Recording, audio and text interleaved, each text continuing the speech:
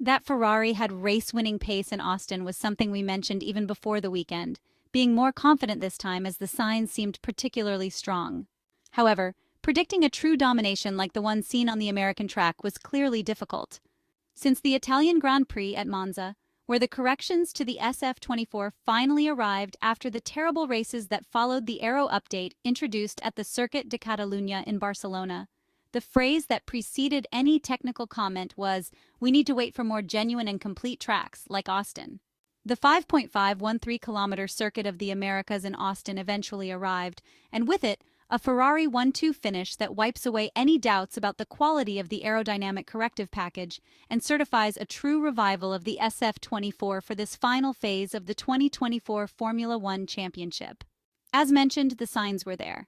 One of the most significant was the competitiveness in the long corners of the second half of the Texas circuit. One of the issues hanging over Ferrari was aerodynamic stability in long corners. The triggering of bouncing led to platform instability that had to be remedied through suspension interventions, which significantly penalized performance, often by raising the car or stiffening it excessively to somehow limit the phenomenon. In Austin, not only was this problem practically absent, but both Charles Leclerc and Carlos Sainz were consistently the fastest in the second and third sectors, thanks to evident aerodynamic stability, likely also due to the ability to adopt ideal setups in terms of ride height, suspension stiffness, and aerodynamic load. The ability to run the rear end at lower heights improves its effectiveness, and a slightly softer setup on the rear suspension, made possible by the absence of bouncing, allows for better traction on corner exits, something clearly visible in the slow corner exits with an explosive Ferrari whenever the drivers went full throttle.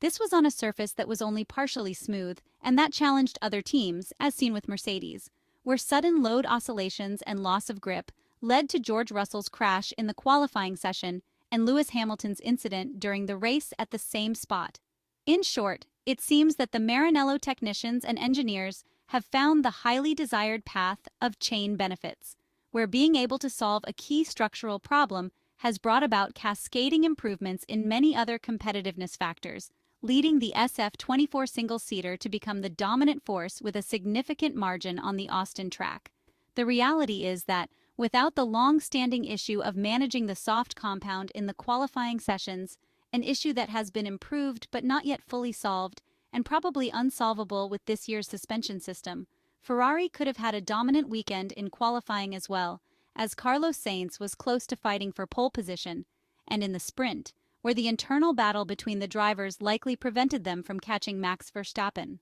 In all of this, Charles Leclerc's performance clearly stands out, with the Ferrari driver showing his ability to anticipate and prepare for what would happen at the start, then seizing the opportunity to take the lead of the race.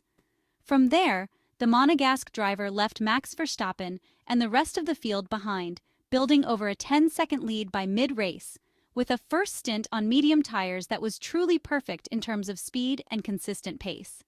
After the pit stop, the Monegasque driver was able to control the race from a distance, fast when needed, and managing at other times, even attempting a couple of fastest lap runs, although they were thwarted by those further back who had fresher tires in the final laps. Of course, Carlos Sainz also had a very good race, though initially stuck behind Max Verstappen. The Spaniard then brought his Ferrari to second place with a relatively easy undercut on the Dutchman, further proof of Ferrari's superior pace in this race at the Austin circuit. Behind the two Ferrari SF24 cars, the battle for the driver's title saw yet another direct clash between the two contenders, and once again, Max Verstappen came out the clear winner. Lando Norris finished in fourth place in a race where he started from pole position, but held the lead for only a few hundred meters. McLaren was actually the second strongest on track, but their race was compromised by both the start and a too conservative first stint on the tires, on a track where overtaking was not impossible. The communication from the engineer to Lando Norris, stating that the team expected a tire advantage of up to 2 seconds by the end of the race, remains one of the most controversial moments and shows how McLaren's degradation model was evidently poorly calibrated. The fear of the front axle breaking down, as seen in the sprint, prevailed, despite the fact that the setup for the Grand Prix had been significantly adjusted, and the MCL38 had a race pace inferior only to Ferrari's. After the glaring mistake at the start, Lando Norris was unable to find a way past Max Verstappen and lost focus again during one of his best opportunities to launch an attack, further diminishing his already slim hopes for the 2024 Formula One championship. The reality is that between the two, Max Verstappen undoubtedly deserves the title, as a complete champion who was able, even in this race, to extract the maximum and more from his Red Bull. The car from Milton Keynes seemed to have emerged from the dark crisis it faced in the middle of the championship, but at the same time, it never had particularly fast pace, except when Max Verstappen was able to push it to its limit. Sergio Perez, who started 10th, was caught and passed by George Russell, who started from the pit lane, leaving the doubt that the RB20 might be more stable and easier to drive, but not necessarily faster in the race compared to its recent struggles. Only the upcoming races will clarify this. As for Mercedes, George Russell's incredible comeback showed interesting potential, but also revealed a car whose updates have not cured the original problem of being extremely sensitive to every external factor, with a particularly narrow optimal operating window. Regarding the quality of the updates introduced by Toto Wolff's team, it's notable that using the latest components introduced in Austin, both George Russell and Lewis Hamilton ended up in the wall, in the same corner, while Russell, forced to race with the Singapore version of the car, made an impressive comeback, confirming the difficulties engineers have in finding on-track results that truly match what is detected in the wind tunnel.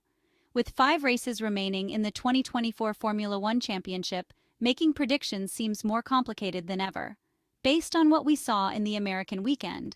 one reflection is that if McLaren was indeed faster than Red Bull in terms of pace, and Mercedes was potentially in a similar performance range, the balance between these teams has not shifted significantly compared to the last few races. The team that seems to have made the most significant progress is Ferrari, which now has the responsibility to try to be the main player in the final part of one of the most exciting Formula One seasons ever.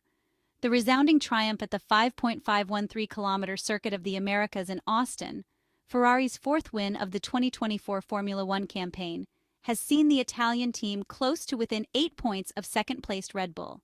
Meanwhile, the Maranello team trails McLaren by 48 points, with 5 Grands Prix and 3 sprint races remaining. The F1 circus still travels to Mexico, Brazil, Las Vegas, Qatar, and Abu Dhabi for the final battles of the year. But most importantly, under the stewardship of Frédéric Vasseur, a team principal with vast experience of achieving a lot with little, there are signs that Ferrari is finally back on the path to title success.